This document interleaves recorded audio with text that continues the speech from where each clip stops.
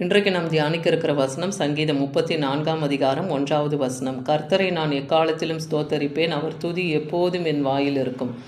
தாவீது கர்த்தரை எக்காலத்திலும் ஸ்தோத்தரிக்கிறவராக இருந்தார். எப்பொழுதும் அவர் வாயில் தேவனை துதிக்கிற துதி இருந்ததுன்னு பார்க்குறோம். அதனால தான் அவர் துதிக்கும் போதெல்லாம் தேவன் அவரோடு கூட இருந்தார். எப்பவுமே கர்த்தரை முன்னிறுத்தி ஓடுவார். கர்த்தரை எப்பொழுதும் துதிக்கிறவராக இருந்தார். கர்த்தரை தன் வலது பாரியத்தில் வைத்து இருந்தார்னு பார்க்குறோம். அதனால் நான் அதிகமாய் அசைக்கப்படுவதில்லைன்னே சொல்லுவார்.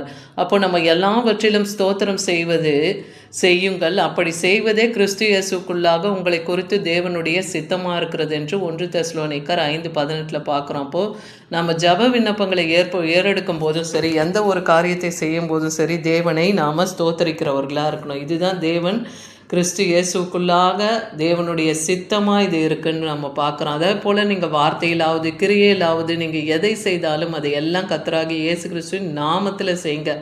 அவரை முன்னிலைப்படுத்தி பிதாவாகிய தேவனை ஸ்தோத்தரிக்க கற்றுக்கொள்ளணும். கொலேசியர் 3:17 இவ்வாறு எழுதியிருக்கிறத பார்க்குறோம்.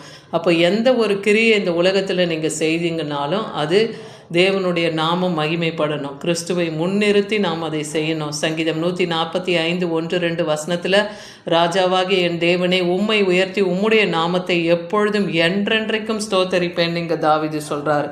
எப்பொழுதும் நாமத்தை நான் உயர்த்துவேன், என்றென்றைக்கும் உம்மை ஸ்தோத்தரிப்பேன். ஏன்னா எல்லா நாமத்துக்கும் மேலான நாமம் கர்த்தருடைய நாமம் இல்லையா? சேனைகளின் கர்த்தர் என்பது அவருடைய நாமம். எல்லா துதிக்கும் பாத்திரர், துதியில் மகிழ்கிற தேவன் இல்லையா?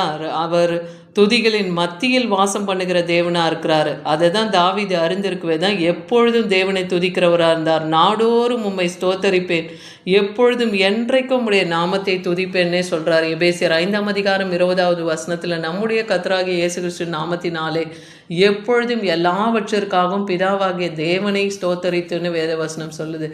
எல்லாவற்றிற்காகவும் நம்ம ஸ்தோத்தரிக்கணும். ஒரு நாளும் தேவன் நம்மை ஆதரித்து பாதுகாத்து பராமரித்து உண்ண உடுக்க இருக்க இடத்தை கொடுத்து நம்மை ஆதரித்து வருகிறார். இந்த உலகம் எவ்வளோ பொல்லாங்கனுக்குள்ளா விழுந்திருந்தாலும் இன்னைக்கு கர்த்தருடைய பிள்ளைகளை தேவன் அருமையாக பாதுகாத்து வருகிறார். அதனால நம்ம நன்றி அறிதல் உள்ளவர்களாக இருந்து தேவனை துதிக்க ஸ்தோத்தரிக்க மகிமைப்படுத்த இருக்கணும். ஏன்னா என் வாய் உமது துதியினாலும் நாள்தோறும் உம்முடைய மகத்துவத்தினாலும் நிறைந்திருப்பதாகன்னு சங்கீதம் 71:8 பார்க்குறோம். நம்முடைய வாய் துதித்தனாலும் தேவனுடைய மகத்துவத்தினாலும் நிறைந்திருக்கணும். சங்கீதம் 71:14-15 பார்க்குறோம். நானும் எப்பொழுதும் உம்மை நம்பிக்கொண்டு இருக்கிறேன் சொல்கிறார். மென்மேலும் நான் உம்மை துதிப்பேன். கர்த்தரை மாத்திரம் நம்ம நம்பணும். இந்த உலகத்தில் நாசியில் சுவாசம் உள்ள மனுஷனை நம்புவதை பார்க்கிலும் கர்த்தர் பேரிலே பற்றுதலாக இருப்பதே நலம்னு வேதவசனம் சொல்லுது இல்லையா?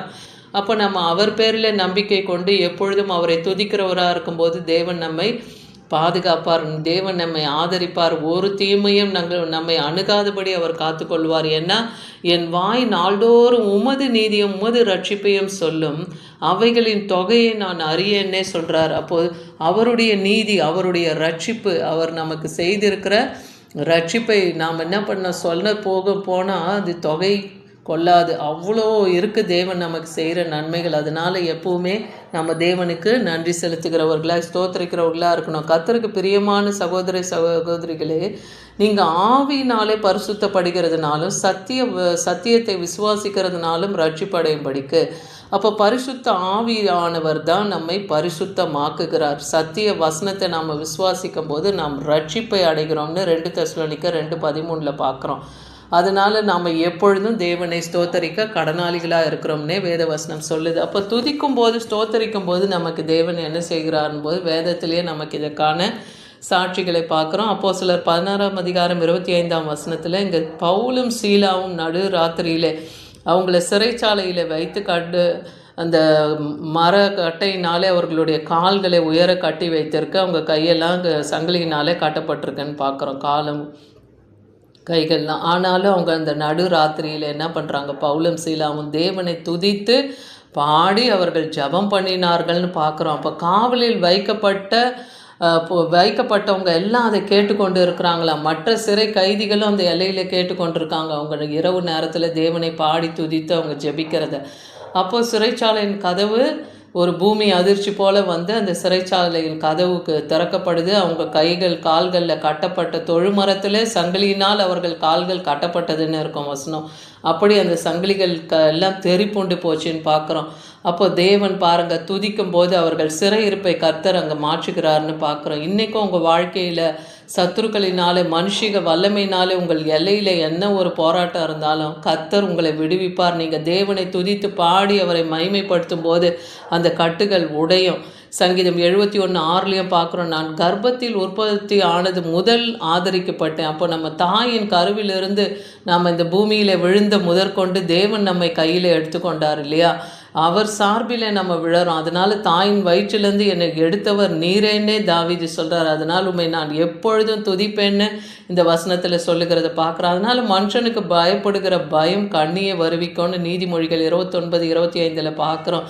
மனுஷரை கண்டு நீங்கள் பயந்தீங்கன்னா அது எப்படி காடுகளில் மிருகங்களை பிடிக்கிறதுக்கு கண்ணிகள் வைக்கப்பட்டு இருக்கும் மறைவாய், அது வரும்போது அது கால் சிக்குண்டு போகும். அதை போல் நீங்கள் மனுஷரை கண்டு பயந்தீங்கன்னா அந்த கண்ணிக்கு வருவிக்கும். ஆனால் நீங்கள் கர்த்தரை நம்புங்க, அவர் உங்களை உயர்ந்த அடைக்கலத்திலே வைப்பார். அவர் உயர்ந்த அடைக்கலத்திலே அவன் உயர்ந்த அடைக்கலத்திலே வைக்கப்படுவான். அவரை நம்புகிறவனே தேவன் உயர்ந்த அடைக்கலத்திலே வைப்பார். அதனால் இந்த நாட்களில் நம்ம வாழ்க்கையில் வருகிற சூழ்நிலையை பார்த்து, சோதனைகளை பார்த்து, கஷ்டம் துன்பங்கள் கண்ணீரை பார்த்து நாம் சோர்ந்து போகாதபடிக்கு இடைவிடாது தேவனை ஸ்தோத்தரித்து அவரை புகழ்ந்து பாடி மகிமைப்படுத்துகிறவர்களை அதில் நம்ம உறுதி கொண்டு இருந்தோம்னா, எப்படி அன்னைக்கு தாவீது ஆகீசு ராஜாவுக்கு முன்பாக என பெலிசியர் அவரை துரத்தும் போது அந்த ஆகீசு ராஜா கிட்ட போய் அவர் தஞ்சம் அடைகிறார். அவன் முன்பாக அவர் ஒரு பித்து பிடித்தவனை போல தாவீது இருந்தார்னு பார்க்குறோம்.